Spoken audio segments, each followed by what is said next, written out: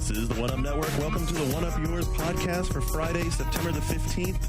I'm Garnet Lee, and we have a fantastic show for you today. We got New York in the house, or from the house, or whatever. We got Luke Smith coming to you over Skype from New York, where he's been playing Wii games. Got the rest of the gang here, including a mic for Skip. I'm back. Very special guest, Skip Pfister. That's outstanding. Not only is he back, he's on the mic. I'm on a microphone. Hi. And Shane. I'm here. And it's my day off. I came in just for this. Wow. That's dedication. That's okay. John had to cancel appointments. I did. I had to cancel 2 for this. You mean that much to us, Garnet. Do you know that? This was much more fun than they would have been, right? Huh?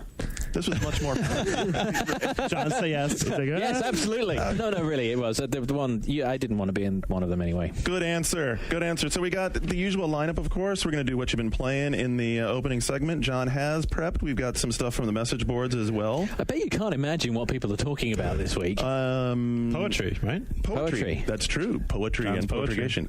Second segment, of course, is going to be the big segment. That's where Luke will join us. We'll talk all about the Wii, the announcement, the games. He's been hands-on with several titles there. You're going to get tons of info on the Wii. And then news section. John and I do our best, you know. We've got it for you. We got it covered. We have plenty to cover in the news segment. So let's dive right in. Who's been playing? You've been on deadline. Have you been playing anything? Well, I was finishing review games, and Final Fantasy 12 and I had a very tumultuous weekend of around the clock, no sleep adventuring. And eventually I got that review done, and it was pretty epic. And you two of you guys have been playing it too. And you really can't talk about it so much yet, but I think there are I think that I'm in better place than you are, because I'm getting ready for like one more hands-on preview online, and I'm not rushing through it because I'm not spacing that deadline. This is one where, like, the way I usually play Final Fantasy is to get everything, and it would have taken 100 hours in this time. Like, it's kind of crazy. Everyone just went, oh, yeah, it's scary. Awesome. And remember last week I was talking about Castlevania and how much I was loving it, but I had to have it taken away from me because I wanted to play it too much. So I gave it to Mark. I'm like, Mark, you take this away from me, give it back to me in a week. So now when I fly out for TGS tomorrow, I'm gonna start playing Final Fantasy 3 for DS. So it's a Final Fantasy week for me. It's kind of apropos to be playing that on the plane to Tokyo, right? It is. Anything else that tipped your fancy? That's the whole week. That's all I've been playing. It's all Final Fantasy all the time. How about Skip? He doesn't usually get to participate. I was playing Texas Hold'em on Xbox 360. Why? Just because. I don't know. Okay. It's really addictive. And I've been playing single player offline because I'm afraid to lose my fake money. I've actually weird. I actually downloaded that game, and I looked at my friends list the other day, and you have like this crazy cash that you built up. Really? I only have Does it have achievements attached to cash? Yeah. I think it's like, I can't remember what it is. You have like a couple thousand, right? Something. Yeah. Did you download it when it was free? Yeah. Oh, yeah. First thing. Of course. But I did play Rainbow Six Vegas. That's why I wasn't here last week. I was in Vegas, and there was a hands-on event of the single and multiplayer. I think I can only talk about the single player now because that embargo's up. But preview is up today, by the way, on the front door of One Up if you want to go check it out. It's a lot like Rainbow Six 3 for Xbox was. Oh, good. I like that one. In Vegas with some new cool stuff, like rappelling is really cool. And the whole new rules of engagement thing where you're either in assault mode or you're in infiltrate mode. Assault mode is you and your guys just shoot at anything that moves. Infiltrate is like you can't shoot and your AI won't shoot unless you're fired upon. So it's like sneaking and like balls out, crashing through doors and blowing shit up. Did you get to play the PS3 version or just the 360? No, it's just a 360 version. And the PSP version was there, and I did play that, unfortunately. Yeah, I bet that uses a lot of buttons. Oh, yeah. Lots of buttons. At the same time. Yeah. How does the 360 version look? It looks good. Does it look as good as the screens they had in EGM a few months back? They were placeholder graphics, weren't they? Yeah, but does it look kind of grayish in terms of detail and textures? Yeah. It looks good lighting, good lighting. This is what they need for that franchise, because everything they've done since 3 has sucked. Yeah. Are there any strippers in it? No, not yet. Can you call and order strippers into the game? We have brand new screens. Not yet. Oh, we do? Yeah, we got a brand new batch of screens. So if you pull them up right now, you want to check them out. We got a brand new batch of screens. I think that's gratuitous enough of a plug for this preview. Yeah. I hear there's an excellent preview on One Up today. I do too. I don't know who wrote it, but I think it's fantastic. The point wasn't that, is that they've actually done a bunch of those screens where they show like not visor, but the heat vision and thermal vision, and like have the vision, so you can see like the contrast between the shots. So and the other cool thing is the cover, which like in 3, all you had was that little tilt move, so you can peek around corners. Right now, you pop out of first person and go into third person in cover, like you can see yourself against the wall, and it's not just you. Like you can't just aim like through the door. You have 360 aim. Gears of Rainbow Six. Yeah. Like, How many copies of Killzone did game developers buy? More than consumers apparently. Apparently, it's like, wow, this is a great idea. Do you This mean game- Killzone or do you mean Kill Switch? Oh, Kill Switch. Yes. The blind fire thing. Yeah, Kill Switch. Sorry. Yeah. Yeah, that did not so well. Yeah, no, it didn't sell at all, but apparently everyone bought into it. Yeah, the Like, sequel, this is a pretty got good idea. canceled too. The sequel was at E3 one year. Yeah. Really? Yeah. I missed that. It had a different name. What was it called? I don't remember.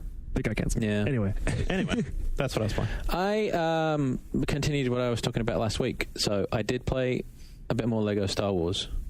Did you see it through or I do like very much, and I know that the people at LucasArts listen to this and they read our blogs, but I do have to say there was one night, and this is why I stopped playing it. Apart from Test Drive, which I'll go into in a minute, I actually fell asleep while I was playing it, and I don't think I've ever done that. Oh, I've fallen asleep playing minigames. Yeah, but I wasn't. I don't think it was a sleep out of boredom. It was a sleep out of the game has a certain simplistic rhythm to it, A lot of mashing of buttons. and I kind of got into its rhythm, and It matched your natural. and it matched my like biorhythm. like lulled you to So sleep. it lulled me to sleep. So I was playing through. I think it was one of the Empire Strikes Back things, and it was just this sort of, running around, picking things up, and opening some doors, and I'm suddenly aware that I just woke up, and I had no idea how long Were I'd been enemies, out. were enemies hitting you? No, I was in a completely empty room. Because you that's get to this safe. point with these puzzles where you have to run back and get it. You run back with Chewie, and it puts the helmet on your head, Right. so you can pretend to be a stormtrooper. And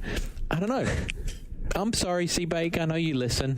I'm not saying it's bad. I just nodded off. Well, I fell asleep playing minigames I liked, including I once fell asleep playing Devil May Cry 2 and woke up and like 6 enemies were hitting me. And I was like, how did I fall asleep playing Devil May Cry 2? It's like a constant action How are game. you Okay, still I got a better one for you, and you'll appreciate this having also worked at EB Games. So many years ago, when I ran at EB Games, we had a TV in the store where we did demo tapes, and I would take stuff home and play it. You'd skip I notes to the used to story. make tapes too. How nerdy are we? All right, yeah. So I used to make tapes, and so I made a tape for then one of the clips that I included. It was Legend of Legaia, and Ugh.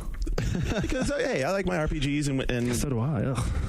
it wasn't so great. So you'll appreciate that I fell asleep while playing Legend of Legaia, but apparently I didn't really know that I had fallen asleep because I put the tape on and it's playing up on the big widescreen in our store, and we're in the middle of the day, and one of my buddies who actually works at Retro, Kynan Pearson, walks up to me and he says, "Hey Garnet, so were you playing Legaia last night?" And I was like, "Yeah, it's up on the tape." He's like, "Yeah, I know. Take a look." And we look up there, and the character is standing there doing his idle animation, tapping his foot, and it's like 30 minutes of the character standing there in an idle animation. The fact that you taped you falling asleep and then showed it. Did you wake up, turn up tape, and be like, all right, that's what I wanted. That's a wrap. Awesome. Mission accomplished. Falling asleep. Take your medication more often. How many copies of the game did that sell? Too many. That game sucks ass. It was awesome. It was so funny. So the thing that stopped me playing Lego Star Wars, apart from nodding off, was Test Drive Unlimited, which we talked a little bit about last week. I am now through the infatuation and into the.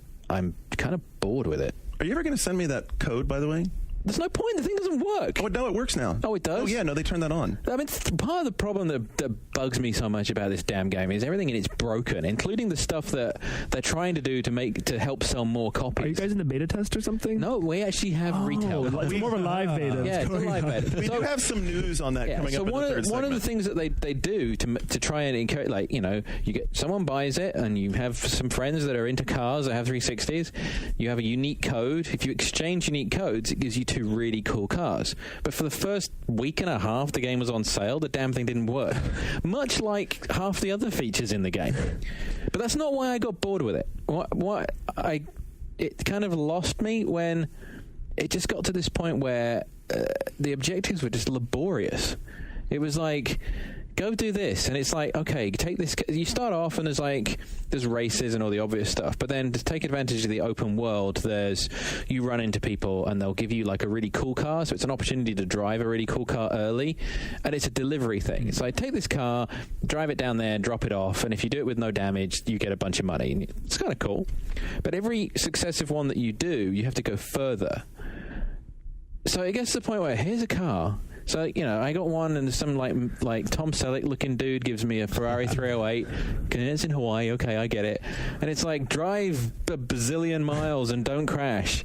And It's not as fun anymore now. it's not as fun because you're just driving across an island, and then the AI in the game is a bit weird. And so you can be driving along, and then suddenly out of nowhere, someone will blindside you, which immediately knocks off a bunch of the value of the car because it's been damaged. Kind of a little too realistic. That would drive me crazy. That's when I would stop playing. So you're like, all right, I'm going to go back to the beginning and do it again, and then there'll be another thing, and like something will clip you, and if you run off the asphalt, it starts penalising you as well. So I'm trying to get back on. No, I don't want to be punished. This is the dilemma I faced when I was reviewing it, because I had to decide to either review it for what it did right that I had fun with, or knock it down for what it did wrong that I disagreed with. Very admirable. I think the whole living, breathing world, if they get it nailed, It's awesome. That's a blast. But right now it doesn't work. The problem that I have with it that I kind of got to was that And the bikes can bite me, by the way.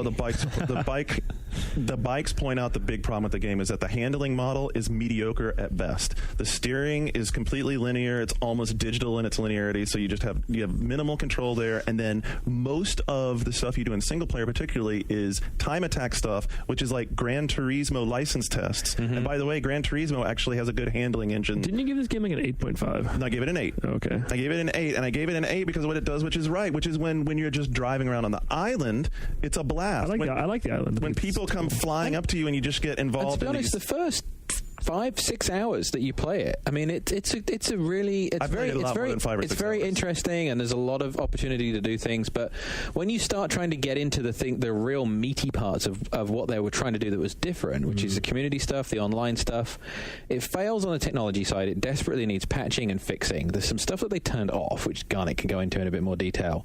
And then what you find is that the community isn't responding the way they thought it would to what they're offering. So there's a bunch of single player objectives around the map, and then a bunch of multiplayer. And you log into a multiplayer, and it's a specific objective, which it's a different way of doing player It has matching. like clans and stuff. It has right? clans, Yeah. Card clubs. but its online challenges are just a different way of doing player matching. So it's like, okay, I'm going to go in this race and get this reward, but instead of it revolving around what they obviously wanted it to do, what it ends up is just a bunch of people with crazy cars gathering in one place and going and racing.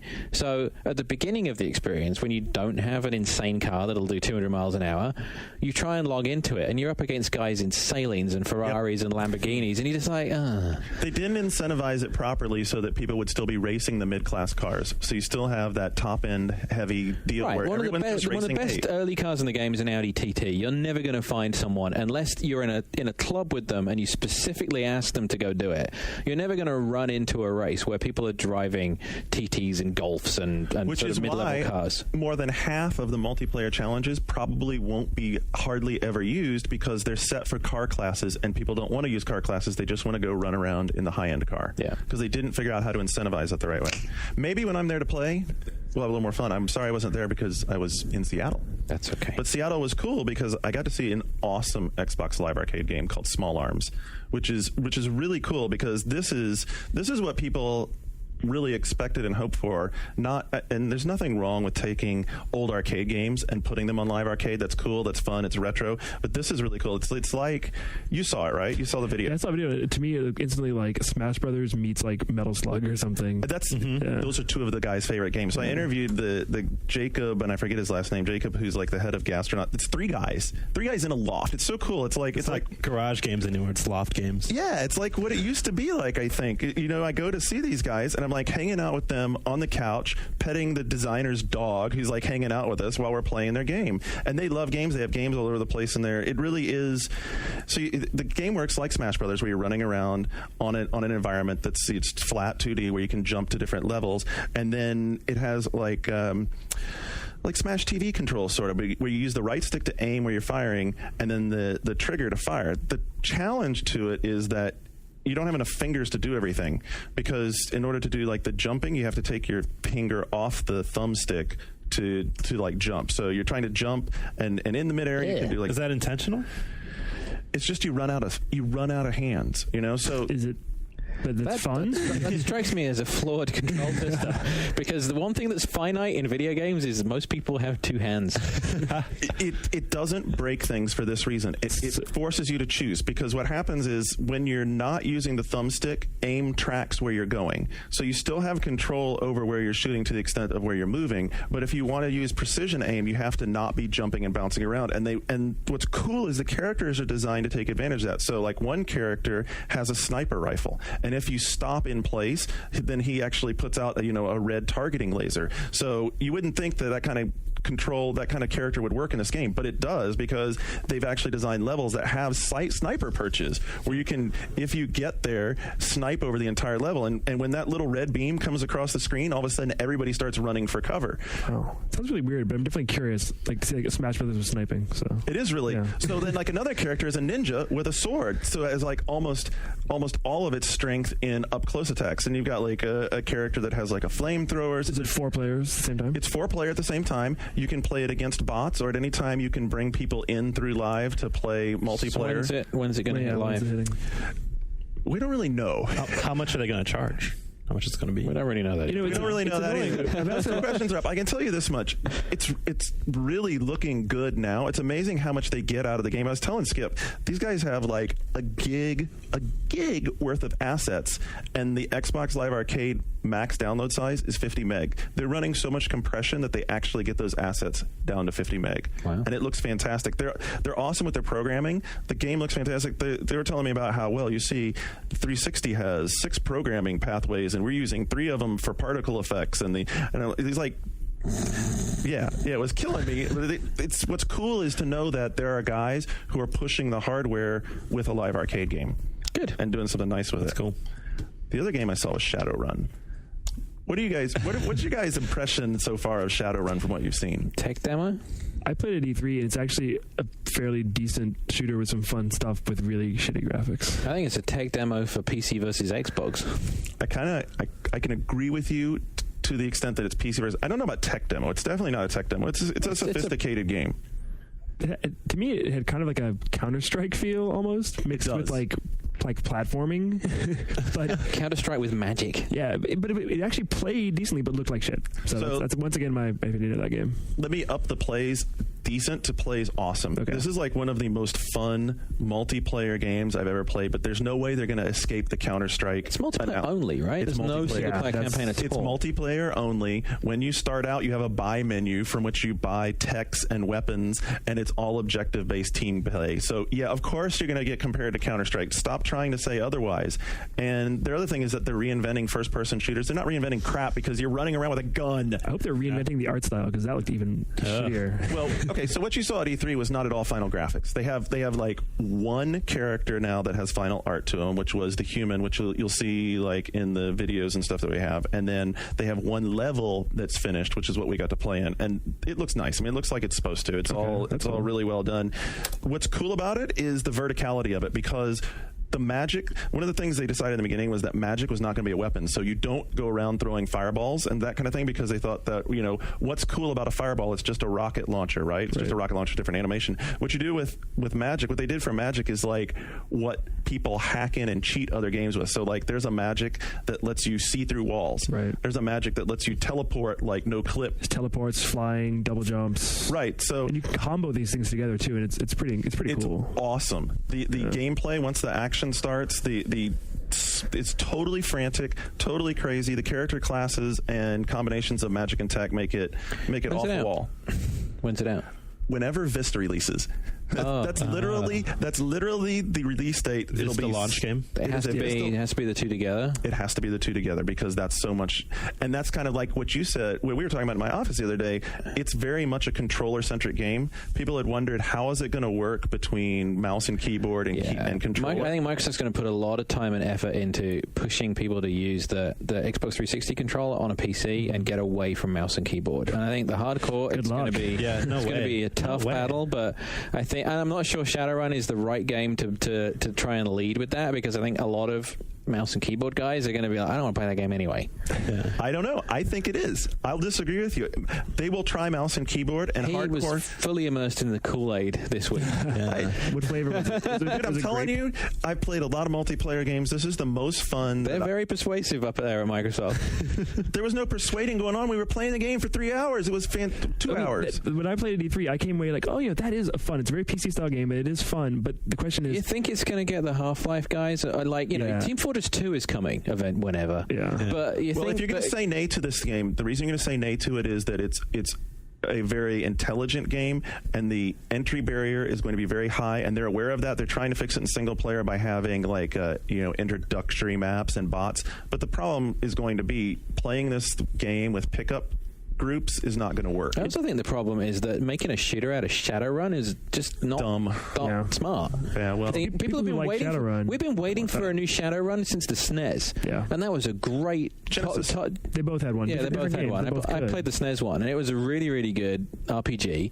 And I've been wanting something with like beautiful Blade Runner type graphics for years and years and years and years now. Yeah. And the first time they bring it back up, and it's this weird Aztec magic Yeah, 'cause shooter. this isn't what Shadowrun fans want out of a Shadowrun game, and it's also a very hardcore shooter. It's not accessible in the way that like Halo is. So- It's gonna be one of these those games where guys- you wander into it and you're just going to get the shit kicked out of you, and then be like, ugh. It's a very high level gameplay, and like if you walk into this, people are going to be teleporting and doing crazy shit, and you'll be like, "What am I doing?" Well, then let me fan the fire for a minute, because the reason this is a Shadowrun game is because all the guys there are Shadowrun fans. They know that they've pissed off the community by changing the storylines and that kind of stuff, but they wanted to make a Shadowrun game, and they are a shooter house.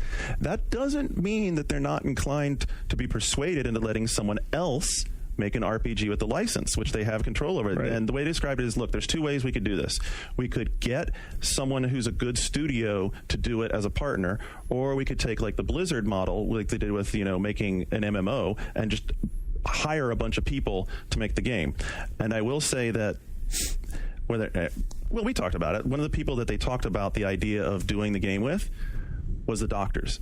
And apparently, the doctors said that when they've talked to people about, like if we ever did another IP game, what would be cool, Shadowrun always places very, very high. They're about to throw themselves into a new RPG of their own, though, aren't they? Yes. So I think that they might be locked up, but maybe they could help consult. I mean, they all have good relationships through the Microsoft family. If Shadowrun, the first-person shooter, works and the IP has some value, don't be surprised. There may be an RPG still to come.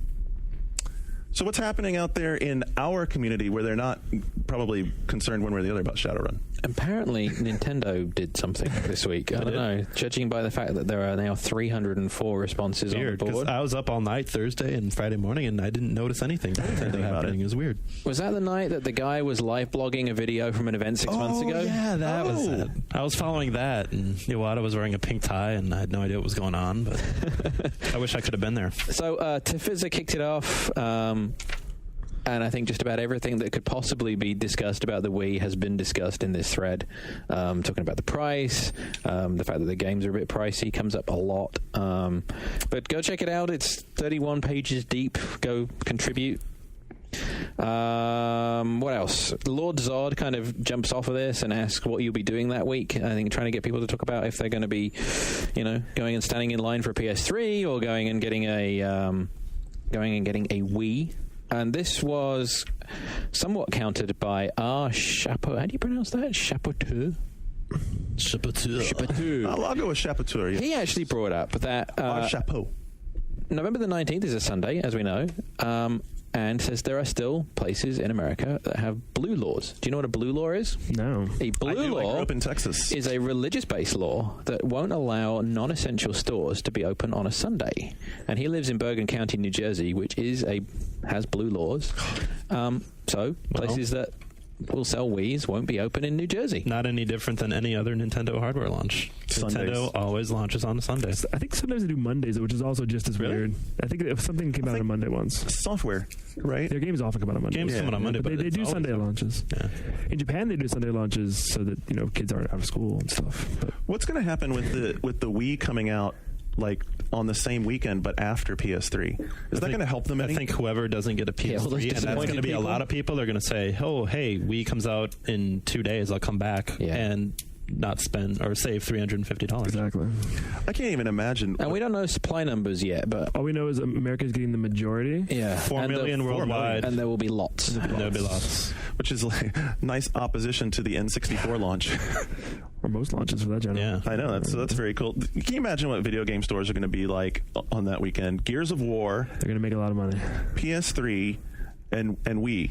Yeah, I don't want to work at EB. I know you both use tech. I feel sorry for anybody who works at a game enthusiast store. Yeah, you guys, Working OT. we appreciate the soldiering you're doing out there because that's going to be a crazy. And they need to hurry up and release information about pre-orders. Like right now, you cannot pre-order either of these systems anywhere in America. No one's going to do pre-orders Amazon, anymore. I think, has. Oh, today? I think has its pre-order thing. Today? There was something up about Really? it. Yeah. For Check Wii? that out. I have a connection. If you guys keep talking for a second, I I'll don't even think anyone's check. going to pre-order Bum, bum. PS3. The supply is going to be so tight on PS3. Can you imagine? There will be pre-orders. You You think? can pre-order bundles that'll cost you like $1,200 Okay. maybe. Like Maybe. we're lucky enough to live 3 blocks from the only PlayStation store in America where they will get the most PlayStation 3s of Right. any store in That's America. true. So that's where I'll be That's camping out. Lining up. I'll be lining up. I want to send you and Luke to the line. Maybe with Luke a and I video should camera. fight. and- Yeah, we should fight at the line. I want you You guys know, to interview people on the line. I'll probably go line up with I you. will. Yeah. See. Sorry, man. Hey, and even if you don't want to keep it, you can sell that shit on eBay. I won't. we should do the show. I will say this: if I go stand in line, it will be for my personal use because the whole selling on eBay thing. I appreciate that America's a free market economy, but I hate people who do that because it takes one out of circulation Yeah. that someone could have Yeah. bought for regular price. We'll talk to Luke. He's going to do that. I know he's going to do that. We and should, his- we should do the show live from the I line was at just the going to PlayStation say, store. it's 17th is a Friday. That's when we do the show. It's 3 blocks away. Mm-hmm. I'll start thinking about it. Yeah. if I do it, it'll be actually what we should do is we should just talk to Sony about letting us set up there. Oh, We should have an that's encampment. better. Yeah, we should Have be a set bivouac. up. We should be set up there as a bivouac and You can't, just sorry, you can't pre-order. You can only add it to your wish list on Amazon. Apparently, you can pre-order Zelda at EB. That's it. I've heard that. Yeah, I heard Zelda? that. Just Zelda. games are not the problem. The hardware is. I know. They've been burned by hardware. I would be shocked if EB Games actually does pre-orders on either of these consoles. I will be shocked because they had 360 turned out to be an absolute clusterfuck Yeah, for them. they got burned. They got They did get burned burned. bad, and they pissed I so remember many people off. driving all over the place, like really early in the morning when that damn thing came out. I was out in Chicago, and my brother-in-law wanted one. I think he pre-ordered one, so he was fine. And we were just sort of trundling around, seeing if anyone had anything at all. Yeah, that week, man. That week is gonna be crazy. Yeah. Well, so Nintendo knows what they're doing with the Wii. They're going to put a lot of units out there. They'll probably stock up really strong in the Walmarts and the Targets of the world. So hopefully driving around will be some way that you can get one. And in just a minute, we're going to hear from Luke, who's going to tell us what you'll be able to get. He's coming to us from New York City with full hands-on impressions of the Wii event. And we'll be back in just a minute with that. You're listening to One Up Yours, part of the One Up Radio Network.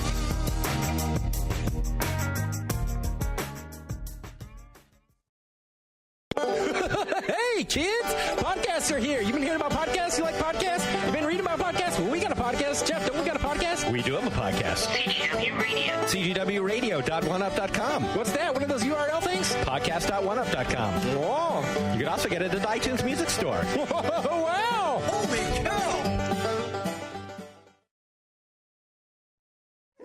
Can't get enough of DL.TV? Then download our podcast. Just go to DL.TV and click on the audio link. Turning them loose. You'll be able to listen to Patrick, Robert, and the rest of the gang over and over and over again. Remember to keep the ear canal clean and don't share if you don't want to risk spreading disease. All right, it's the part you've all been waiting for with Luke coming to us from New York with the whole scoop. He's been playing the Wii games. I'm going to refrain from any of the stupid Wii jokes. But Luke, you get to take the lead, man. What's it been like playing those games? Well, it's been it's kind of been a little bit disappointing, actually. And I hate to sort of just come in the, it's gloomy and doomy in New York, and it's kind of gloomy and doomy for a lot of the Wii software, I think. I know John on his blog was talking about how he didn't want to hear me talk about it as a peripheral, but, I still am seeing that same sort of like peripheral games. And the games that aren't peripherals, like Legend of Zelda, those games look incredible, and that game is playing better. It looks better. Another positive thing there was Metroid Prime 3 Corruption was actually in a lot better shape. So, but the other stuff like...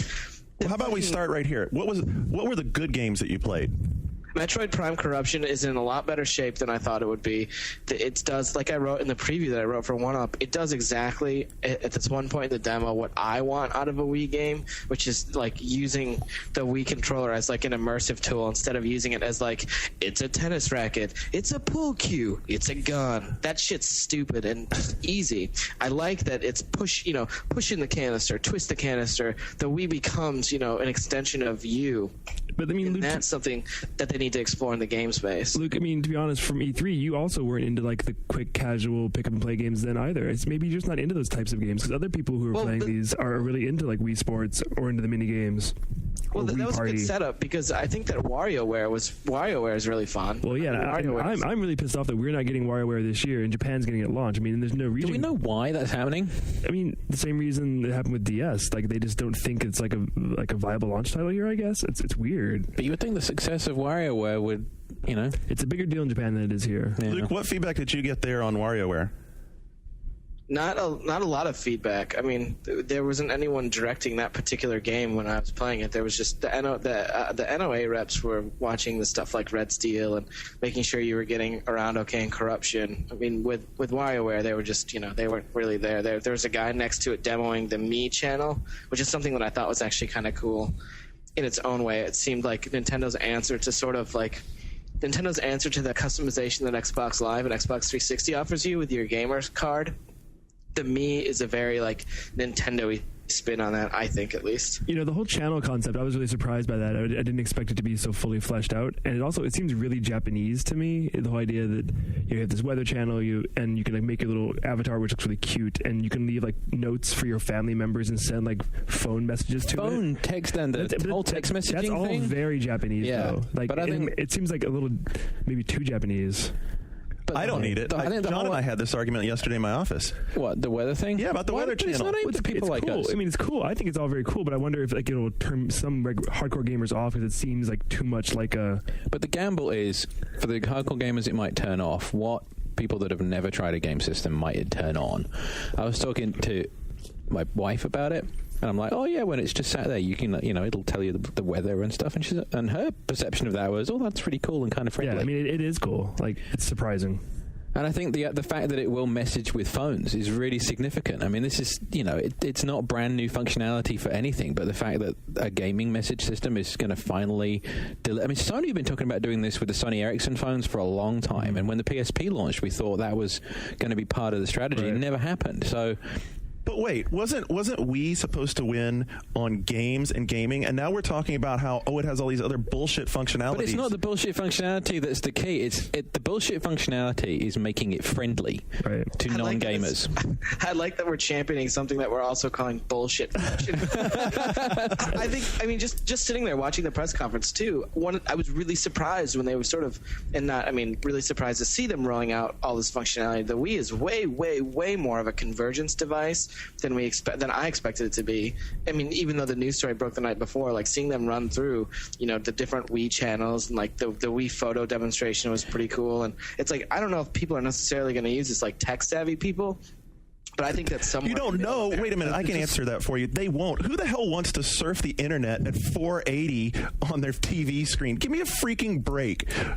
And pay money for it. I know. I want to pay money. The fact that the browser costs money surprised me. I thought it would be packed in. Internet browsing, not so much, but the photo stuff sounds like Apple-ish to me. It's very Apple. It's also what Sony's been talking about with the PS3. It's what they talked about with the PS2 that they're finally doing on PS3. But part of the problem is this is another fucking device that is designed to do that. I mean, how many things do we need that? You can look at your photos, you can listen to your music. But think about how affordable this is compared to to iPods or TiVos or whatever people have. For the average consumer, this is like a pretty high-end device that does a lot of things for a very small amount of money. Mm-hmm. All right, so let's get into the pricing. DVDs though. Well, DVD players are $30. Mm-hmm. I started us off into games because I wanted to get on a little bit of a positive note before we jumped into the price thing, which I know everyone's been at the top of their list. Luke, let's let you start off. What was your reaction to the whole announcement of pricing and the peripherals and all that?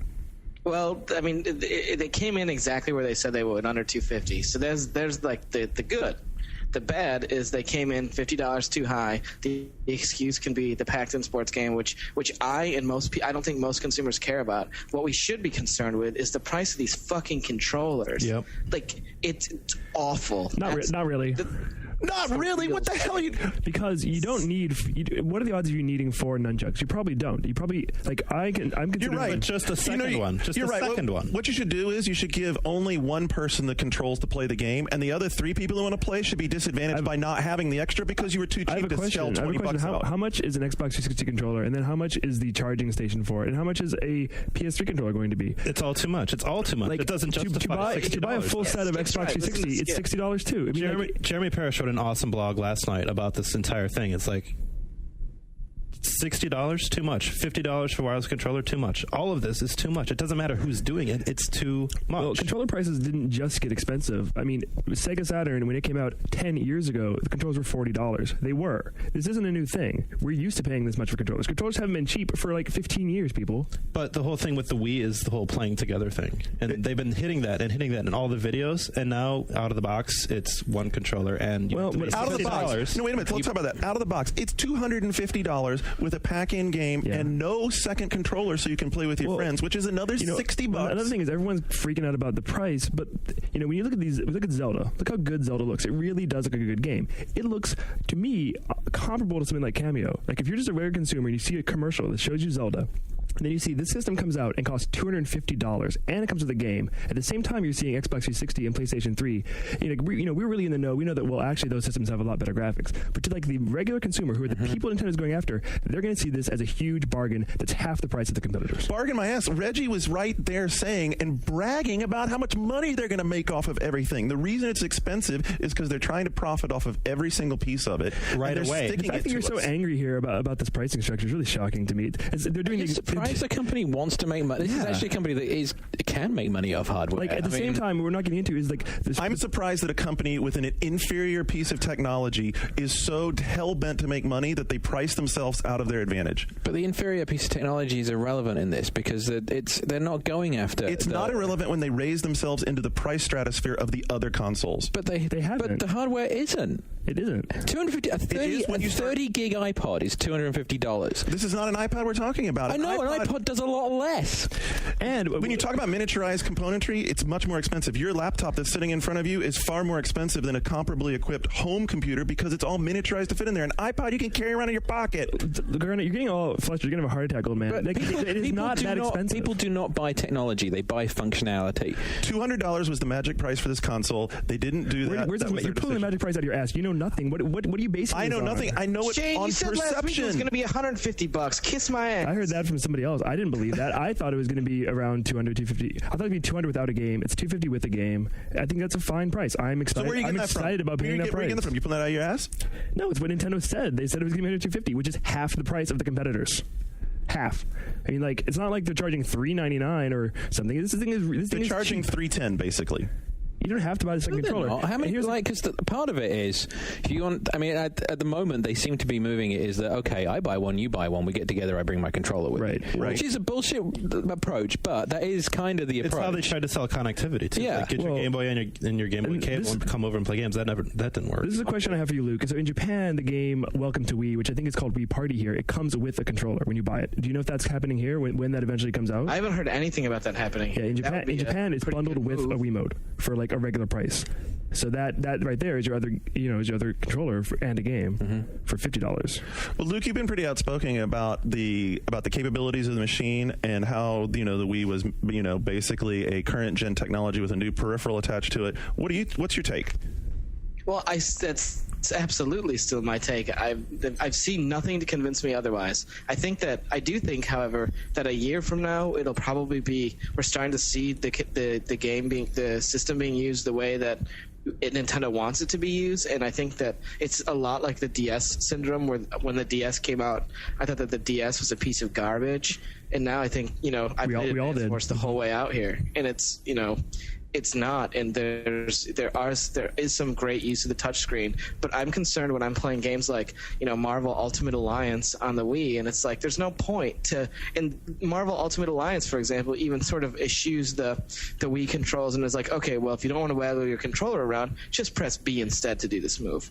I mean, I think we're going to see a lot of that from his third parties. Yeah, and see, games like that I have a huge problem with because, like, I do see the Wii as like this. It has the potential to do what Nintendo wants it to do and to change the way people play games. But when publishers just sort of half-ass, hokey-pokey their way into these, like, hackneyed bullshit control schemes, then yeah, you know what? It's going to make Nintendo's Wii look even worse than it is because you're going to have these publishers just being like, well, we can maybe sell another 45,000 copies on this platform, downgrade and port it over. And that's stupid. I think it just might be a launch thing, though, because you kind of saw similar things with 360, like the first generation Madden. They just did it to cash in. Mm-hmm. It's going to take a year before you start seeing the real creative stuff. I think the DS is a better analogy because on DS you still see like shitty kids games and crap where they just like, oh, it's a map up top or whatever. But I think we're going to always see that. I think every kid's game is going to come out on Wii, but there's still going to be awesome third party games. Like look at Resident Evil. Like Resident Evil is exactly what I wanted. It's it complements Resident Evil 5 at the same time, but it uses the Wii effectively. I think it's awesome. Is that a light gun game? No, it uses you aim with the Wii controller, but it plays like RE4. It plays specifically like the Mercenaries mode, or whatever that's called at the end. It's like I think it's Mercenary. Yeah, it's like where you just like play through it really fast and it's more like a shooter, and I think it looks awesome. People are haters. There's still some problems with the whole like Wiimote censoring and like the way you actually when you're playing the games. It wasn't necessarily the best environment to play at Nintendo because what it was we were in this room where they did the presentation, and to the right side of the room were like 40 kiosks set up, and so you had to stand 5 or 6 feet away to sort of make sure that the sensor picks you up on these big TVs and the sensor or whatever, and it's not conducive to being around a ton of people. And the other thing is it becomes so easy for the sensor to go off the screen that you'd walk around and you'd see all these people sort of with confused looks on their faces like, why the fuck can't I play this game right? And that's a huge problem I think with the Wii, and it extends further to stuff like Ultimate Alliance or even Metroid. If you watch the video on the 1UP show, I don't know if they use footage of me actually playing the game, but it's like watching a very special child trying to play something. There's a learning curve. At E3 with Zelda, I felt retarded when I was playing it for 10 minutes. Yeah, and that's not how video games should make you feel. Like they should not make you feel dumb. And it's especially not a console that's like, we want to be really intuitive and we want to make it easy for everyone. Yeah. Like I can't. Well, but like some of the games are intuitive, like like table tennis. Duh, no one's going to spend 5 minutes trying to figure that out. Tennis. What's the game that's not Pilot Wings? What's it called? Wing Island. Wing Island. Did you try that? I didn't get to try that. I think because that looks like you hold it like you pick up a toy plane, which seems exactly the way that the developers need to be thinking about. Mm-hmm. Did you play boxing, Luke? Did you play Wii boxing? I didn't get to play boxing. Looks fun. But it looked like fun. Yeah, it did look like fun. Can you just rattle through the stuff you did play? I played the entire Wii Play suite: Metroid Prime Corruption, Marvel Ultimate Alliance, Twilight Princess, WarioWare, Mii Channel, Trauma Center, which was really cool. Is it hard? Actually. Is it as hard as a DS game? It's easy. I mean, it's easier, and they had everything on easy. I played Madden, and like what I played from Madden was actually like not horrible. I hear the passing is either love it or hate it. The passing is like kind of weird. Well, I played like a bunch of the mini games, like from the training camp modes for Madden, and they were actually pretty cool. Like going through and doing the passing drill, it was something like you press down on the dummies that you're passing to are mapped to different buttons on the control pad, like different directions, or the A button or something. And then, so the icon flashes, and you like press down and then flick your wrist to throw it. And the way you flick your wrist affected how the ball flew. And that was actually not terrible. I don't know that I would want to play a whole game of Madden like that. But as far as just going through the mini games, it was kind of cool. Okay, but you know what? Listening to his voice, the most enthusiastic he's been about any of these games is freaking Madden. Well, I mean, Luke is not exactly the person we expected to fall in love with Wii at this event. He's been kind of, he had his mind made up since E3. I'm super excited for Twilight Princess. Super excited on the GameCube. On my GameCube. Exactly.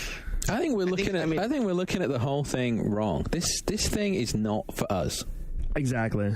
It's not, you got guys from EGM and 1UP sat around bitching about something that's too simple, and it isn't.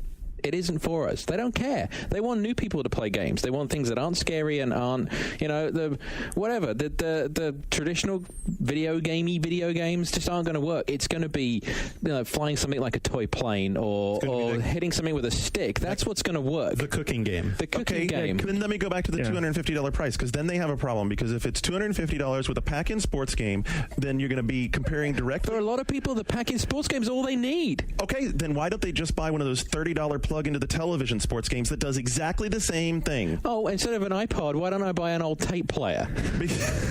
Fucking Mommy, you're not going to look any better. I don't want the game with Pokemon. I don't want that at all. No, you're retarded.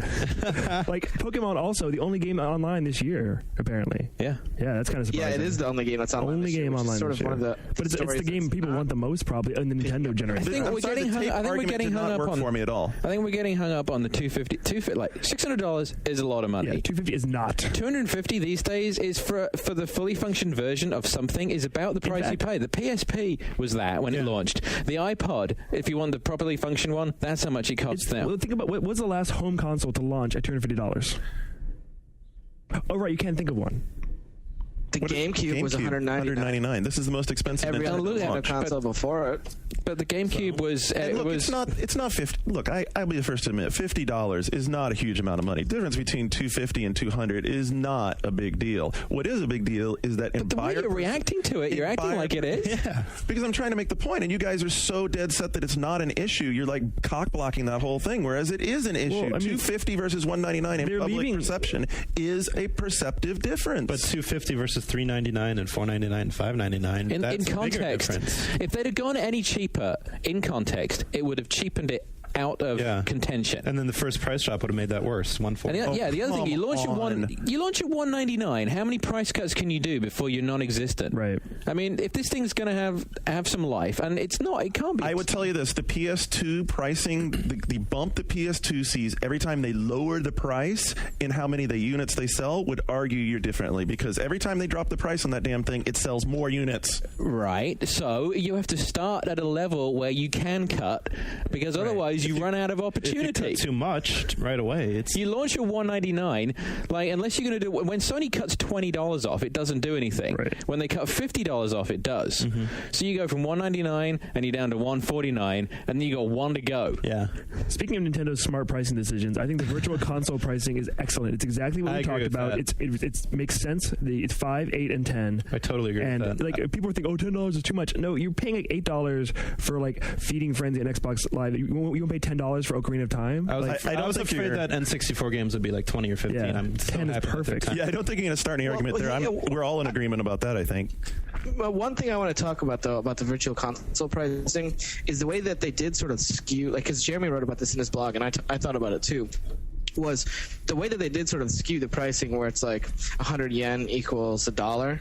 Like, that's, I mean, that's not really the case. Now it's 117 yen equal $1. But the actual pricing, like I said on this week's One Up show, the actual pricing for the virtual console stuff didn't particularly bother me. I thought that it was pretty much what I expected it to be. Yeah, I thought they hit the number on that one. So surprised. We're not arguing. We all agree. No argument about the virtual console. You know what? That's because we're all excited about being able to play that stuff. Yeah. That's it. That's really where makes this an uninteresting segment. It does. That's where we all love each other. That's where they're going to load up their launch lineup so that they have titles to play on this device after you buy it, right? Well, another point I made when we were promoting this thing is people are upset that they're not showing like a lot of first-party titles yet, but they're holding their hand back and they're kind of letting it sink in. Do you really need like Zelda and Mario and Smash Brothers at launch? Would you have time for all that? Probably not. And like this gives them a chance to like spread them out and not overload people too quickly with big name games. I think it's fine. There's definitely a lot of developer industry. Kennedy from over in Kennedy had to do that to him. Kennedy. That's a little office joke. Kennedy has been talking about Matsuno developing for Wii in a news story here, and apparently, for those who don't know, Matsuno was the director on Final Fantasy XII before he left. He's also done Final Fantasy Tactics and Ogre Battle. Apparently, he's very, very happy with the Wii. He talks about how he likes the controller. However, when he tried it on Mario Galaxy, he realized this was a controller fit the game almost scarily well. Allows you to intuitively feel the game and its atmosphere. Did you try try the Mario game, Luke? I didn't hear. I don't think it was playable. No, I didn't actually get to try the Mario game because I was busy playing the games that Matt Leone didn't want to. But and Matt Leone loves them. Like, he played it for part of the afternoon, and then as they were shutting down the event at like 3:45. It ended at 4. Matt Leone was there from 3:45 to like 4:10 with this fucking goofy ass grin on his face, like he just got head from Kratos, God of War. And wow! It was just like, he just could not. That's encouraging. How happy this dude looked. And he's like, this game's perfect for it, and that's what Nintendo's gonna do. And you were sort of breaking up from the Skype signal there, okay. but. So I hope that you didn't say this already, but the stuff that Nintendo really spends their time working on for the console, and I'm not looking at you, Twilight Princess, but the stuff like Mario Galaxy, where it's going to be sort of tailor-made for the console, that's going to be the sort of stuff that's going to be the most exciting that we're going to see from Nintendo, I think, as far as exciting to us, like hardcore gamers, not, hey, cool, tennis. Yeah, I was talking about what Masuno said, and he actually went on to echo that exact same thing. He says graphics have evolved. There are many games claiming that this generates a more realistic atmosphere. However, there are very few games that have a control interface that lives up to that atmosphere. With the Wii controller, you can actually feel like you're touching or living in the atmosphere. Shane agrees. Shane is nodding his head. He's like, Matsuno's onto something. Matsuno's a little bit of a nut, but I look forward to seeing what he does. I think the Wii is really going to show the divide between the really creative people and the people who are just going to cash in. Like all the Activision ports and all that stuff. Speaking of ports, did you play any of the Ubisoft stuff? Play Splinter Cell or Far Cry? Luke? I didn't see Far Cry. Red Steel. How's that looking? That's looking like I hope it gets delayed for like another 2 years. It's the wrong game at the wrong time. Oops. Yeah, it's not the right kind of game. Didn't they spend a lot of money on that game? It's the right kind of game, and that I believe it's going to sell really well for them. I think it'll sell pretty decently. But it's not the right kind of game as far as how Nintendo should want to be featuring their console. And it's great that Ubisoft is so supportive of the Wii, because Ubisoft's an extremely powerful and potent third-party developer, but this is not an example of what's working. Rayman, however, is. A lot of people were like, did you play Rayman? It's so awesome. I think it's great. And I was like, okay, well, a lot of people really like Rayman. So they sort of are hitting on both. They're sort of at both ends of the spectrum with those two games, I think. Metroid Prime has been super popular here, and I know that was one of the games you started off talking about. Give us some details on what you played, what the level was like. How did it interact with the game? You got a lot of flack for your preview, didn't you? I'm sorry. You asked about Metroid? Yeah. Yeah, just give us a little more depth on that, because I think that's one of the most popular games for the Western market. Yeah, well, Ryan O'Donnell and I talked about it a lot. There's some technical difficulties. We got you. We got you good. Just talk. Okay, Ryan O'Donnell and I talked about it a lot last night and a lot at the show. As far as there's just a part of the cursor speed feels really incongruent in Metroid, where like in the immediate visor vicinity, that cursor flies around. But when you get to the edges, everything slows while Samus turns. And there was a preview written for another website that talked about this mode, expert mode, and claimed it solved everything. And all of a sudden you were turning on a dime, and that's not necessarily what I experienced. However, the demo for Corruption, the new level, it's there's sort of like there's a flood like Halo entity on the spacecraft that you encounter after a scripted event. There's some like scripted events that trigger different events in the demo, which is really cool, to be like running through the space station, and then a door explodes, a dude gets blown up, and you turn around and run back into this other room, and like space pirates have taken over the room. You clean out the space pirates from the room, and you get an item, which led to the coolest part of the whole demo for me, which was, like I talked about earlier, that hand in a space system.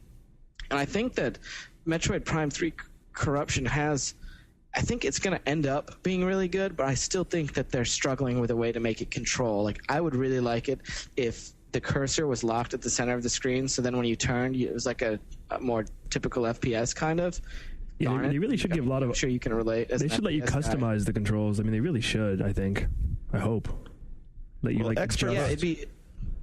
Go ahead. Well, the expert mode, allegedly, like you said, from what Matt Casamassina, whatever, I always mess up his name pronunciation. From what he wrote, expert mode really fixes that, and we need to get our hands on that definitely to make that comparison. Well, it's interesting because Shu was saying they had expert mode at E3, and he played it there. Oh, and okay. It wasn't actually new, and it was better. That's what he was saying. Huh. But expert mode didn't strike me when I was messing around with it as the be-all, end-all correct control scheme for Metroid Prime 3. But like I said in the preview too, I think, was that this game's a long ways off still. where it's not done, it is changing and it is evolving. And I mean, while I didn't particularly care for Echoes necessarily, I mean, Metroid Prime universally is accepted as an excellent game, and I expect that Corruption, when it's done, is going to be the same. Luke, did it feel more like a shooter, or did it feel like a Metroid game? Because I think one of the things that did Metroid Prime for me on Cube was that you were in a first-person world, but it didn't feel like a first-person shooter. It felt like a Metroid game. Yeah, well, I think because of the nature of the demoing situation where you only have a few minutes to play the game, I think that it probably feels a lot more shootery than it will in the final game, because what made Prime so good was, like you were talking about, it was that sense of atmosphere. And I remember playing Prime and it is this haunting, empty world. And the Corruption demo doesn't feel anything like that. I mean, there's action in every room. There's always something going on in front of you. And it doesn't give you that sense of atmosphere. It doesn't give you that sense of, because you're in, and the other thing is you're in like a claustrophobic, busy ass spaceship. It's not gonna trigger that atmosphere just yet. That's gonna be, where we go next off the spaceship is gonna be hopefully where we see that atmosphere emerge. I just don't think that a demo like that is the right place for them to showcase the atmosphere of Metroid Prime. What about the visor? Was that worked into the demo at all? Ryan O'Donnell scanned a bunch of stuff, but beyond that, it wasn't. There's a lot of scanning. I mean, I was just running around like an idiot shooting stuff. Did they have the Big Brain Academy demo at the English one in New York? Yeah, they did actually. They had the Big Brain Academy game. Did you play it? Brian Crescenti from Kotaku and I squared off on that. And is it fun? Did you own him? You're pretty smart. Destroyed, just destroyed. And that was cool. I could see it being fun, going back and forth with a friend. Playing, for 10 minutes. That. For 10 minutes. At the same time, like, that's another game where I don't necessarily know why it would have to be on the Wii. Like, oh great, I'm pointing and moving blocks that don't add up to the number 13 out of this, out of here. Cool. You could do that with a controller. It's not necessarily, using the functionality. Well, there you have it on that. Kind of ended the big brain thing on a down note. So of the games that... Sorry. Oh, that's okay. I mean, that's things that they have to sort out, and maybe Big Brain doesn't lend itself that well to it. What other games do we need to hit that we haven't hit? Well, you said you played all of the Play Suite. We talked about shooting. We talked about billiards. What else was in the Play Suite? What about the new Zelda controls? There's some mix-up on that.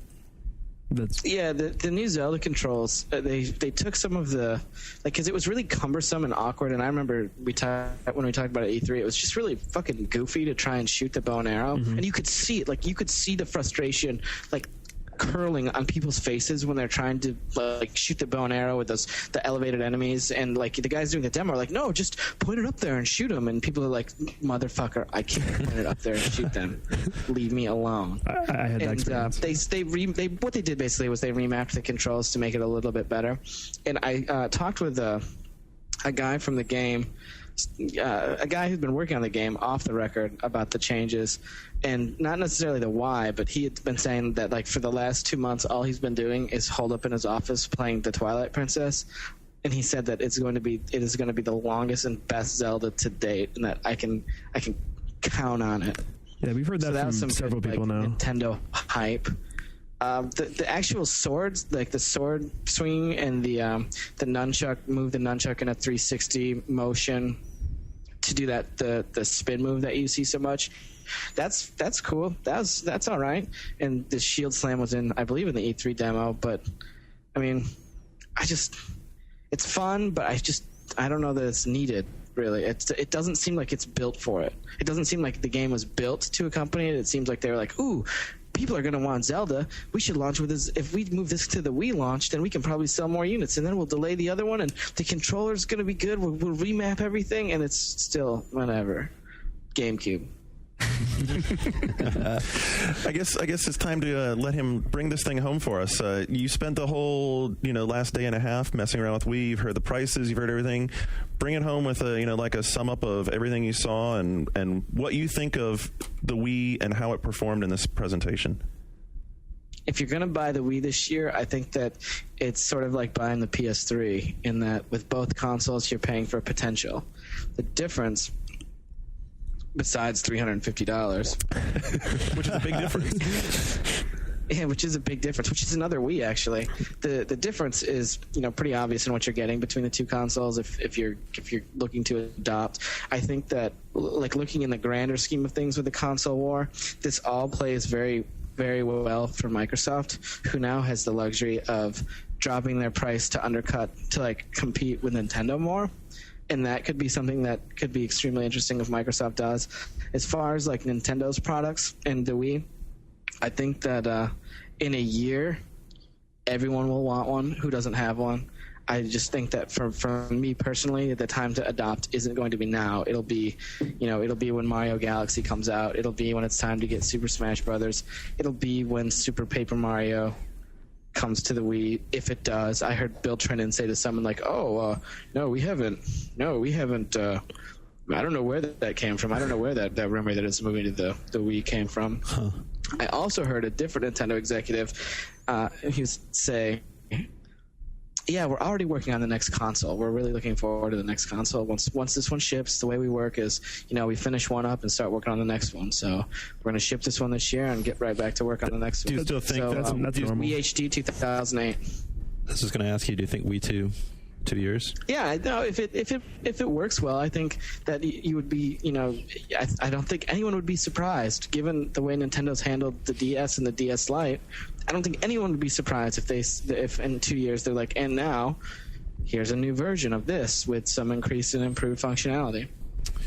Well, that's Luke summing it up for us live from New York. Can't beat that. It's almost like Saturday night, except it's not. Don't think that just because Luke's there, we don't have news for you coming back on the other side, because we've got plenty of news. John's been working on it. Skip's been working on it. I have a stack of news stuff, so we'll be back on the other side of the break with plenty of news for you.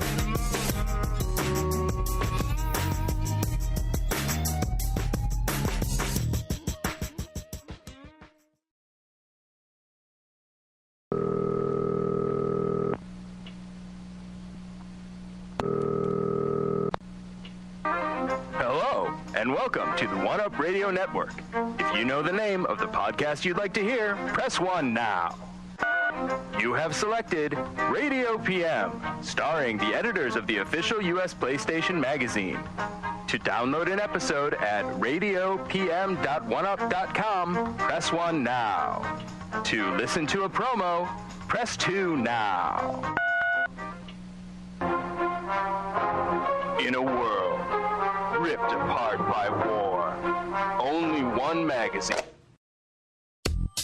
Want more Extreme Tech? Well, now you can join the crew of expert analysts for a weekly podcast. They'll give you the lowdown on the latest technology news, product reviews, and let you know what's coming up. Just go to extremetech.com to subscribe.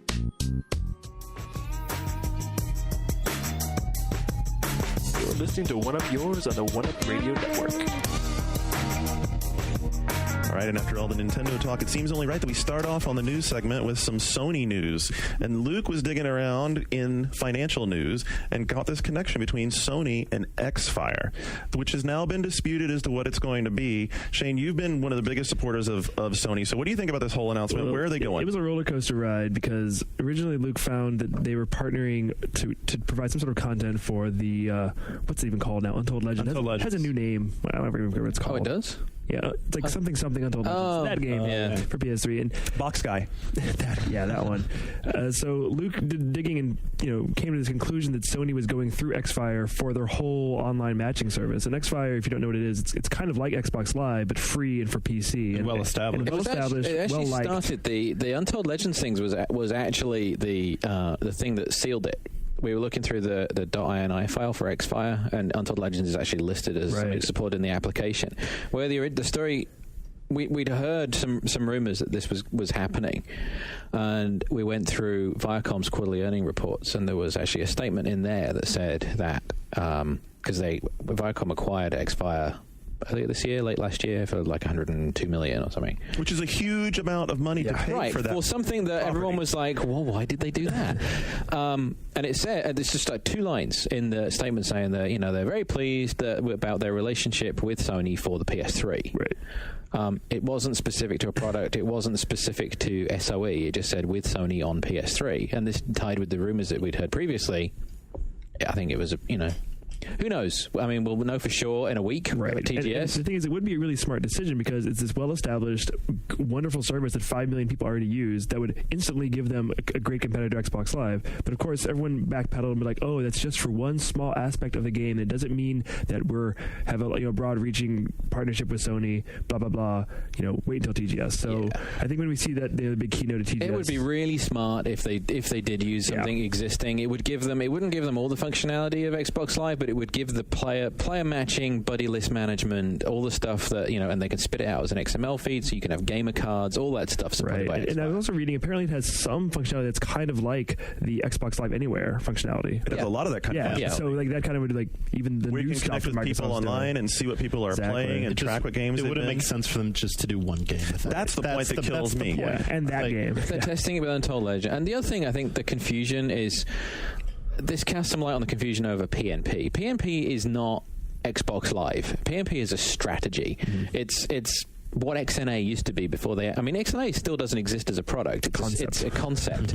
And PNP is the same thing. I think it will be a lot like we saw on the PS2, where the online strategy for that was preferred middleware, things like GameSpy. I think that we'll see a suite of these things that people are using. And if you want the common functionality in your game, it's going to use this piece of software, and there's an extremely good chance that what we see is going to be based on Xfire. Yeah, and I hope so, because otherwise, if they're not pulling our leg, that just plays into the whole thing that people have argued. Well, they're just going to fragment online, because if one game has one sort of community management system and another one has another sort of community management system within Sony themselves, it's going to be fragmented anyway, because anything beyond player matching, anything where you need to pay for content and the microtransaction stuff, you're going to be giving your credit card details to a bunch of different people. I think that's the one major complaint about the strategy that people are really starting to come out and criticize is, okay, if I want to download content for GT, I'm paying Sony, but if I'm downloading content for Test Drive, I'm open to being proven otherwise, but I still think I like the live model. Yeah. So I'm just saying that. But whatever we're playing, we're going to be playing it with the 6-axis. It's the 6-axis. Well, they can't very well call it the DualShock anymore. It doesn't shock. So it's a palindrome. It's a palindrome. It's cool. I'm just going to go ahead and call it the controller. Yeah, 6-axis PS3 controller.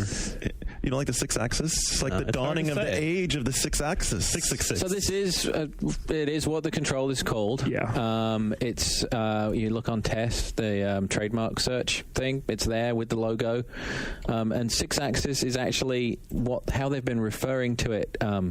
Descriptively in statements. In fact, we found a press release that I think said 6-axis as a hyphenated expression, I think 3 times. So, but I've been trying to work out what the 6 axes are. Because it doesn't support support sort of in and out. Right. Yeah. So there's up and down, left and right. There's X, twisting around. And I guess, which is a little ambitious, because it won't do what the Wii will do. Right. There's none of that sort of reaching in control that you can do. Exactly. So I think it might be sort of them referring to tilting, maybe. Unless they surprise us this week. Who knows? It's not without precedent that they bust something out last minute with a controller. They are going to bust something out at TGS. There's really no place to talk about TGS. I'll just throw this in here. Apparently, there's some big secret PS3 games that no one knows about that are going to be at TGS. Awesome. That are important. Good. They really need that kind of PR hitting right now. Yeah. That is a potential Barry Bonds one into the water. Might be a megaton or two out there. You never know. Definitely would be fantastic. I don't know if it's going to be a megaton. Erupt. Might be a megaton. I don't know whether this even amounts to a megaton anymore, but what about this PSP bundle strategy that's not a megaton. Yeah. Well, it's a megadome. Really? Oh, we're talking about the bundle with like the Lords of Dogtown and that thing? Right. So the strategy going into Christmas to make PSP more expensive. That's a great strategy. Yeah. with a movie that's... why that one? They probably had a lot of copies laying around. It's a Sony's Pictures film. Maybe they're feeling threatened with the iPods. Well, I'd hope so after this week. We'll talk about that in a minute. But I think the thing with the PSP problem right now is... they're still dicking around with memory stick pricing. I don't know if did you see the movie pack that they started doing? Very weird. It's a memory stick with a free download. It doesn't give you the Sony download management software. It's like a stripped down version of it. So you get to go and choose a free movie, and it can be SWAT or some other shit. I don't know what. It's like 3 movies. Stealth, I think. Maybe Stealth is one of them. But awesome. the pack is like $60. SanDisk is selling a 1 gig stick for $29 now, which means you're paying over the odds for a download movie when you buy the Sony one. I mean, what the hell are they doing? Wow. That question keeps coming up with regard to Sony, doesn't Well, it? because UMD video is kind of a flop, although despite the fact they're packing one in now, they do want people to start putting video on memory sticks. Right. For the next generation. Let's charge ridiculous amounts of money for it. Yeah, people get upset because we're so dismissive of PSP, but it's tough these days. Yeah.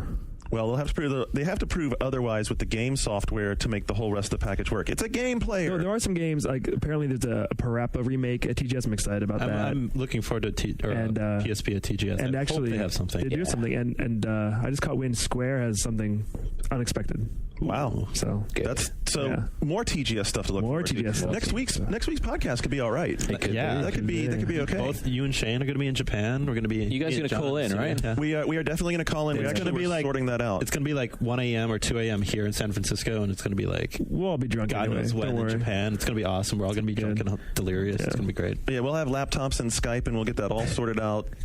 We'll be on the tip. Let's talk about the iPod thing very briefly, because I thought it was interesting this week that we had 2 press conferences from people with like fervent followings, and in a lot of ways I think the response to both Apple just doing anything and Nintendo doing anything gets the same kind of rabid response. It's funny, I was mentioning before the show that Microsoft actually had a press conference between those two for the Zune, and no one noticed. They did. Did anyone even know? They showed the final Zunes, they showed everything, and no one noticed. Zune is actually going to be at retail in November, believe it or not. Really? Yeah, 30 gig. But not that anyone appears to be paying attention. About the crappy games on iPod. I know. It's such a sort of throwaway thing for them. I think they're doing it because they can. Yeah. They're kind of expensive for what they are. Yeah, and I've heard some of them are good, some of them are bad. That's what I've heard. All right, Sunmi and I actually haven't read the news story. There's 9 games. Tetris. Yeah, they're like $5-6 each. Zuma, Bejeweled, Texas Hold'em, cell phone games, and they're massive downloads. I mean, compared to they're like Xbox Live Arcade games. Yeah, right? Tetris is like a 15 meg download or something, and like there's like Pac-Man or something is massive. It's like 9 meg. I mean, like the original was 16K. Well, we finally figured it out. We've been complaining about this for weeks, and John figured it out. It's because they're having to make like wave files of the audio or something instead of beeps and boops, which were like there was some guy on one of the Apple blogs or forums or something downloaded one and actually worked out that you're downloading a renamed zip file, and when you open it up, it's full of like these huge audio files and stuff. So you'd be able to have your own custom soundtracks on the iPod. Well, what you can do is you can actually change this file, and you can drop AAC files and JPEGs into it, so that when you look in the browser, it'll replace all the graphics and stuff. But I mean, it's more because we can. It's definitely not Apple taking on the Game Boy. It's just let's give you something else to do apart from play Breakout. But that's the casual market that we were talking about with Wii too, isn't it? Doesn't that compete somewhat? Isn't it like competing with cell phones now? It is definitely. Oh yeah, definitely. The rumored iPod cell phone. That's apparently coming in January. It's ready. Yeah. So, but not. I think a lot of people were like, "Oh, iPod and gaming," and it's Apple getting. No, they're not. They're just extending functionality. Shane, I know you wanted to get into while we're talking about portable games. You wanted to get into Final Fantasy 12 potentially for the DS. Well, it's not potentially. It was announced. It's called Final Fantasy 12 Revenant Wing, and it's a sequel of sorts. It follows the end of Final Fantasy 12, and no one's really sure. But I hear it's a strategy, kind of a tactic style game. I just wanted to pull this out because EGM in the last issue in the rumor mill talked about a Final Fantasy 13 strategy game for DS, and this is what we were talking about. Where our wires were a little crossed. You know, we were going through Square's trash can. You were 2/3 correct. Well, yeah, we were pretty close. That is pretty close. So people are speculating that maybe there is also a 13 game. Well, maybe there is, but this is what we were talking about. So. On the Microsoft front, we're not without some information there. We had information, that Luke was really high on about the Halogen real-time strategy game. It's been canceled, and there's been speculation about what might be behind that. Did you watch the video that Mark put up on Game Videos? I think I'm going to do that. The thing they were working on looked awesome. They've been working on it for a long time, haven't they? It was 3 years. On and it was a mod for Command and Conquer Generals, which looked pretty nice to start with, but using all the Halo vehicles and units, and it looked really spectacular. Well, when I was coming up here, Sean Elliott stopped and talked to me about this, and he said that the reason it was canceled is because Microsoft hired them to make a real one. So it's not really bad news. The rumor is that one of the things that's going to hit at Exo 6 might be, Halo brand extension things. So I think the obvious assumption to make is maybe an RTS. See, now what's your thought about a Halo RTS? My thought is that could actually swing against them somewhat. Originally, Halo was going to be a PC RTS, and people were excited they about made that. the Myth games; those were fairly well received. Yeah. Not only fairly well received, they were on the cutting edge of making 3D real-time strategy games, and they were really cool. And so, if you can't equal that kind of impact, like one of the things I heard was, okay, maybe Ensemble would be the team making a Halo game. I think that would be a horrible disaster. Well, I think they are, so you'll see that in 2 weeks. I think if they go that route, that's potentially a horrible disaster. Bruce Shelley does great job with Wasn't Age of Empires 3 a good game? It was a good game, and their style of RTS is fantastic for what it does in the historical context, in the kind of people who want to play that But game. it's different from Halo. Totally different from Halo, and it's totally different from where Myth went. And it's not going to have that purchase in the Halo world. It's like when Star Wars co-opted the Age of Empires engine and did you remember that? Oh, that wasn't good. Oh, there were several bad Star Wars RTS, Force Commander or something. Right, and I could so see a Halo RTS winding up like that. But I do think that if they did it as a Games for Windows title, that it would be a way to let the Halo brand exist in two places, and because Microsoft's strategy with Xbox and Games for Windows moving forward is going to be them complementing each other, right? Rather than competing with themselves. It's like, okay, we need to roll out IP, and you put the Halo proper on 360, and then to have a support game that's suited for a PC experience. That could be a really smart thing. If they are doing an RTS, I really hope it's not going to lead on 360, because I'm still not buying the RTS on console thing. So now we are hearing that there's Halo 3, Halo RTS, and Halo MMO, and we're not sure if Forerunners is the RTS or the MMO. I guess we'll all find out in 2 weeks. So speaking of that, and we didn't have it on our list, but did you notice that Chris Taylor actually commented about the potential for Supreme Commander on 360? I think everyone's looking at Battle for Middle-earth 2, which was apparently a sales disaster. Really? Like, no one bought it on 360. It did okay. It did like 75,000 or something, I think, first month. Not bad. That's 3 times what Rumble Roses sold. Well, the excitement over how well it worked certainly quieted down pretty quickly. I think once the novelty of, hey, that's different, wore off, everyone was like, yeah, it still kind of sucks though, huh? that silenced everyone. So you don't think that rethought way of controlling RTSs on 360 is going to be picked up in the future? I think it still needs some tweaking, some rethinking. Yeah. I'm sure that they'll be putting a lot of effort into it over at EA with the Command and Conquer development. Yeah. Bethesda not going to do an expansion for Oblivion? Come on. There's some confusion here, because I've heard that the PS3 Knights of the White Stallion was actually the name of something in Oblivion, I believe. Okay. So I'm not sure why that name got picked up as there was talk a long time ago that there was going to be an expansion at the end of this year, but I'm starting to think that maybe they're just going to keep adding quests as downloadable content. Why do a package thing? I don't know. Why do a package thing? What if you want to do a? How big a package? That's a good question. How big of a downloadable content package can you ultimately sell? They can keep, I mean, part of it is if they can keep charging you $5, $6, $7 a pop for the Wizard's Tower or whatever, versus at some point bundling everything up together on a disc and saying, here it is for X amount of dollars. I'm assuming 20, 30. Well, and we're getting so close to the PS3, and they still haven't shown the PS3 version, which is apparently a launch title. And I think everyone's curious, what does it have that's different, if anything? Who knows?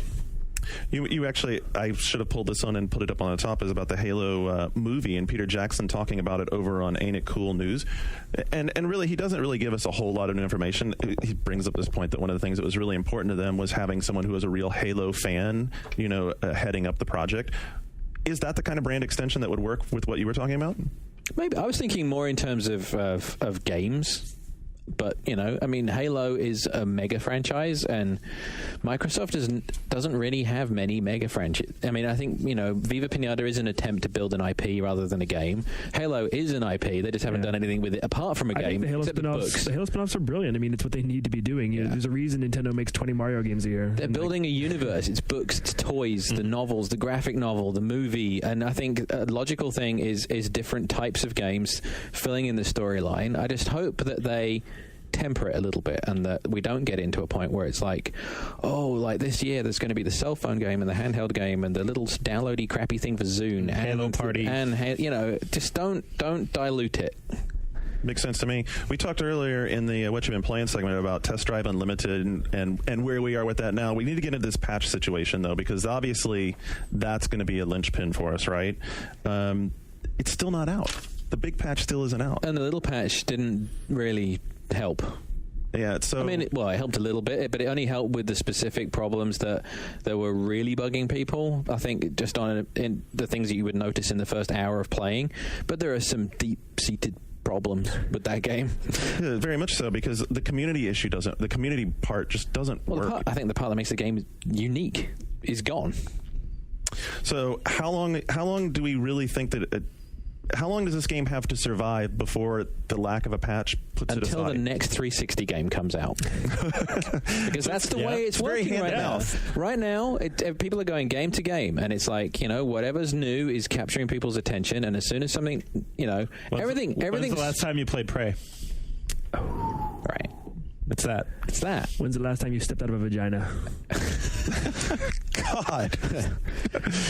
All right, then. How about this? I stopped playing Saints Row because of Test Drive and Lego Star Wars, and I sort of erred more towards Test Drive, and, like I said earlier, I'm kind of bored of it already. I am ready for the next 360 game. What would it take to bring you back to Test Drive? Because they have vehicles coming up. They have, like, the Skyline going to be downloadable. What would it take to bring you back to it? I think it's going to take you, if you're still playing it, saying, hey, you should come and check this out. They'd really change something.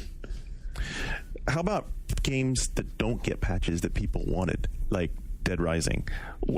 This is kind of strange because there was really a lot of expectation that since the issue was being addressed officially, that there was going to be something that came out of it. But we waited and Patrick Klepek here had the scoop here. The Capcom said Dead Rising was optimized for HD, and we offered some suggestions for SD TV owners. Like buy an HD TV. Yeah, buy an HD TV or squint. I think they decided to spend their budget on doubling the marketing instead of making a patch. So the answer from the company was that due to the amount of text and the size of the patch necessary to change the text, a patch isn't possible for this issue. That sounds like bullshit. Yeah. I don't know. So what does that say then? Maybe for like Lost Planet, size equals whatever it is now. We actually have the full game of Lost Planet. Mark's played through. You could ask him. All right, so we should check into that because I would imagine that there's a lot of sharing going on between resources. I mean, that's basically the Capcom 360 engine, and in HD, it looks awesome. The thing about Capcom for me is that I love their games. They make awesome games, but they are absolutely terrible at interfaces and text and just basic menu stuff. It's very unfriendly. It's totally unfriendly. Did you play Resident Evil Outbreak? Oh my God! It's like don't ever bring that up again. Capcom and online games, they don't know how to do it. They don't know how to make an interface that works. That's friendly. That's logical. So non-intuitive and just clumsy. It's like this. Like, make your text bigger. I like the save system. It's like it's not hard to make a functional save system in a game either. We definitely don't need to go back to great games. Let us play them the way we want to play them. So apparently a lot of people were playing Call of Duty 2 because Activision has gotten on the soapbox and announced that they are the first 1 million selling 360 title. Congratulations. Is anyone surprised that is the 1 million? I bet the rare people are sad. Yeah, but I don't think anyone's surprised. No, it was by far the best selling game. Yeah. Well, I mean, I think the surprise is how long it took. Nearly a year. I know. Yeah. I mean, that's definitely one of those games that when you go in to buy a 360 is at the top of your list of, hey, I probably ought to get this game. Yeah. So why did it take so long for them to reach 1 million? Well, not selling them. They're not selling a tremendous amount of units each month. So before we get out of here on news, I've saved this bigger topic of discussion, kind of like a last hurrah for the podcast today. Has PC gaming become niche? Which is a postulation that Patrick Klepek put out there, and both. This started from a Webbush Morgan report where it said the PC games market is becoming a niche, substantial in size, but a niche nonetheless. And ultimately, I think that the PC games market stays about the same size while console and handheld game sales grow by about 50%. Responses to that, of course, immediately came from Mark Rain and Chris Taylor. And anyone with any affinity to PC. This is Michael Pachter again, being combative with something Microsoft oriented, and a lot of it's just the language he's using. I mean, the way he describes PC as a niche describes pretty much any area of gaming, of course, know. Well, it's funny because if I think of PC gaming, I do tend to think of like the enthusiast stuff like FPSs and RTSs. But when we think of the best-selling PC games of all time, in his report, it's The Sims, it's Tetris, it's Myst. He actually doesn't. He mentions MMOs, RPGs, and RTS games specifically, and ignores first-person shooters completely, which for a start is pretty odd. They talked about this on the CGW podcast last week. I mean, very recently when this report hit, and it's like there's the stuff that does sell really well. I mean, Half-Life 2 sold pretty well. Yeah. Or something like Spore. I mean, Spore goes against his thinking right there. Yeah. You know. And again, I think this ties in a little bit with the conversation we had about the Wii, and the PC is more than just these individual games. It is something that a lot of people have access to.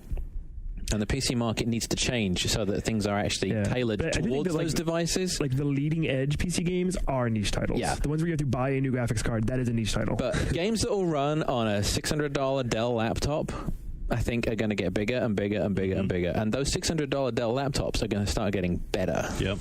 But what happened? I mean, that's kind of the question: is how much of this is hardware dependent, and how much of the problem is because of the hardware? I think ATI and AMD merging is a really important thing, because I think we're going to start seeing like basic on the motherboard graphics and processor solutions that are being more suited to games from those guys, and I think they're going to make inroads in the laptop market, which is where all the growth is. Right, everyone wants a laptop. People, anyone that's not a gamer.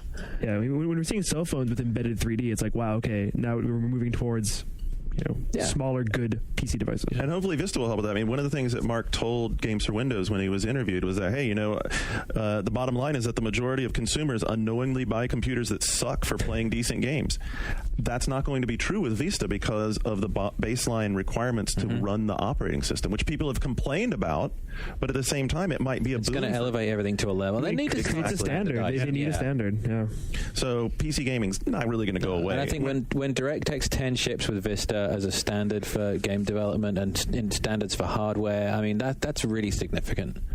Yeah, I mean, and you look at our message boards and how often people come and ask us, hey, could you guys on One Up Yours talk about PC games a little more? Which, by the way, we will. But that right there is a clear signal. Yes, there's an audience and there's a lot of enthusiasts for that.